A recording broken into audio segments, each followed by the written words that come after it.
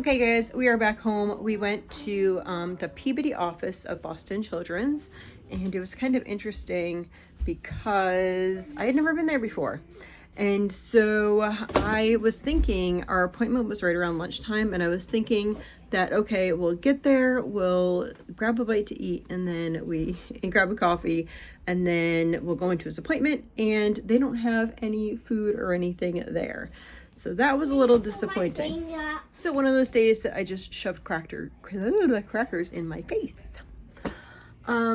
So we went to neurology. It was the appointment for today, and he did well. I mean, overall, I'd never met the lady before, the neurologist before, but she seemed nice enough. I think that it's hard and challenging in a first visit meeting because you don't understand, or people don't understand things. So you have to like tell them all the things that he can do or that he's been working on or whatever, and they just are kind of like and they don't like realize it until they don't know where you stand and you don't know where they stand, right? So they don't know if a parent's just going to be like, oh, my child's fine. They're just they might be a little bit behind, but they're fine. No, I understand the reality of like his condition. I'm not being blind to that. I'm just going to be thankful for every positive step that he makes forward. And that's just a blessing to me. It's a blessing that he can, like when I come in the room and he looks at me and he looks at my face, like that's a blessing. When he smiles at me, like those are things that I never knew that he would be able to do, that we're taught that he wasn't going to be able to do. So I am just so appreciative for all those things, and I just want to help encourage him in his next steps in life, right?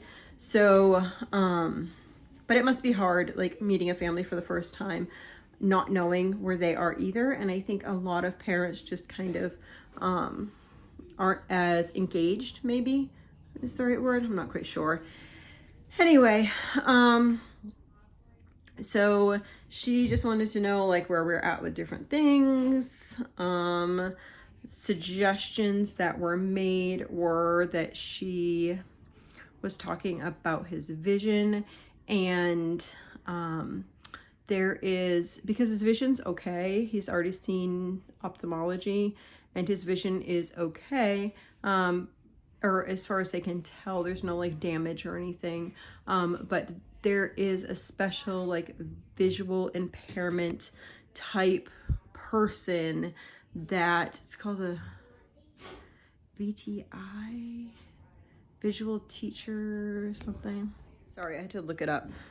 So he has, or what she believes is, cortical visual impairment, which means that like his eyes, brain don't like connect well together, and that there's different like exercises and such that can be done in different training that like I could get in order to help him better. So she said in Massachusetts they would be referred to Perkins School for the Blind, and she didn't know what was the person up in our state. So I contacted early intervention. That's who she told me to contact, and she said there is an agency that she'll just have to get a referral over to the agency, and that they would work with him. So that's kind of like an update what we're going to be working with him with. I'm trying to think of other things. We just basically talked about where he was at with things. She also manages seizures and such, and he's on seizure medication.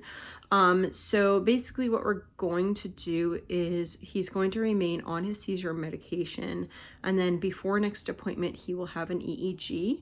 And if she doesn't see and there has been no seizures since then we'll talk about reducing and eventually getting off of his seizure medication. She is thinking that the seizures were being caused from the brain bleed, and now that that is under control with the VP shunt, that he doesn't seem to be having any issues. So she's like, why have him on a medication if he does not need to be on that medication, which is what I actually asked when we were being discharged from hospital. So I'm glad that that's being addressed. Yeah. And I just want what's best for him, right? So that's what we're going to do. We are going to look at that. He did really well.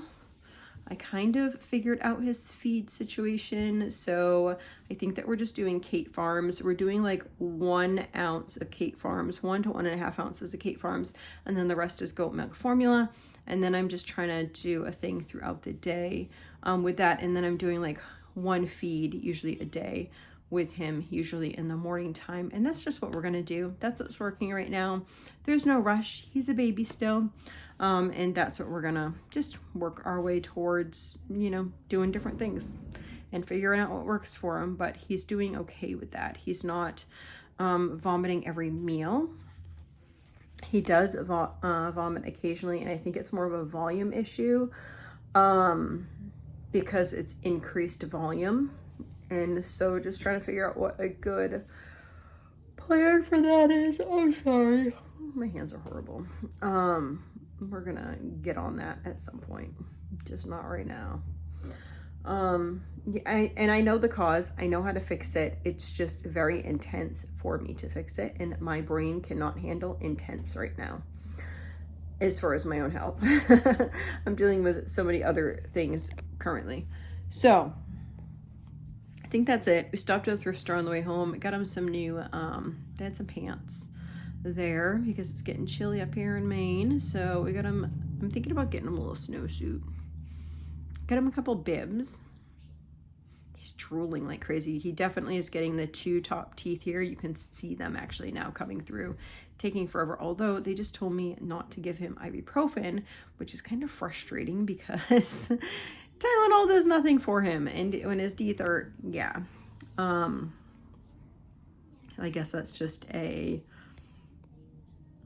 don't do that because it could give him potentially something else in the future. I just reached out. It was actually on the med list when I just went, but it's never been discussed with me. So I just reached out to Complex Care to ask them, hey, what's going on? Like, why is this on the list now? And it wasn't prior. So, see what they say. I don't know. Tired. Okay. I am going to make oodles of apple pies, which is not going to be in this video, but we got a bunch of apples and I need to do something with them. So that is my update for the day. Feeding is going well. He went there next, I think like in 2 weeks, he goes to neurosurgery. So he'll have another MRI of his head. We'll check the shunt and all that type of stuff at that point. And then the end of October, we have like oodles of appointments. And then there's also talk of sleep study coming up. I don't know. Anyway, got a bunch of stuff. But he's doing well. She also, that's the other thing. She also said that she would like for me to make an appointment with Equipment Clinic because he should already have more medical equipment than he does to help position him better. So reached out to, I'm going to reach out to them. I also need to reach out to make him an appointment for his braces. Those are 2 appointments that I need to make fairly soon. So I'll reach out and make those probably for next month. Got oodles of appointments next month, but then it will be done hopefully before, and we won't have all those oodles like in December or something. Anyhow, I hope you all have a blessed and wonderful day. You excited? No.